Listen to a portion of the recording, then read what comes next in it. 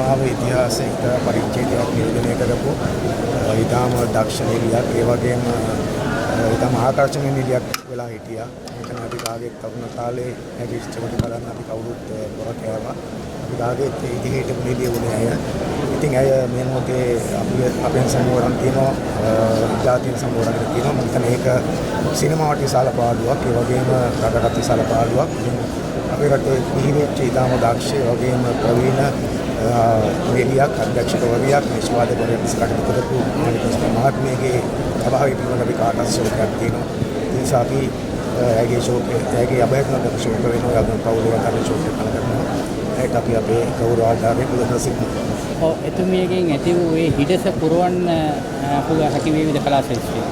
මම හිතන්නේ අපිට තාම එහෙම පේන්නේ නැහැ. මොකද මේ ඉතාම විශේෂ භූමිකාවක් නියෝජනය කරපු විශාල ඉතිහාස කාල පරිච්ඡේදයක් ආවරණය කරපු කලා ශිල්පිනියක්. ඒ නිසා අපි දන්නවා ඉතිහාසෙ පුරාම විවිධ කලා ශිල්පීන් විවිධ චරිත දී වෙනවා. ඉතින් අපි බලමු ඒකේ අද උතුරවන්න කවුරුද ඉද කියලා. මේ මොහොතේ මම හිතන්නේ තාම අපිට මොකක්ද කියන්නේ නැහැ කියලා.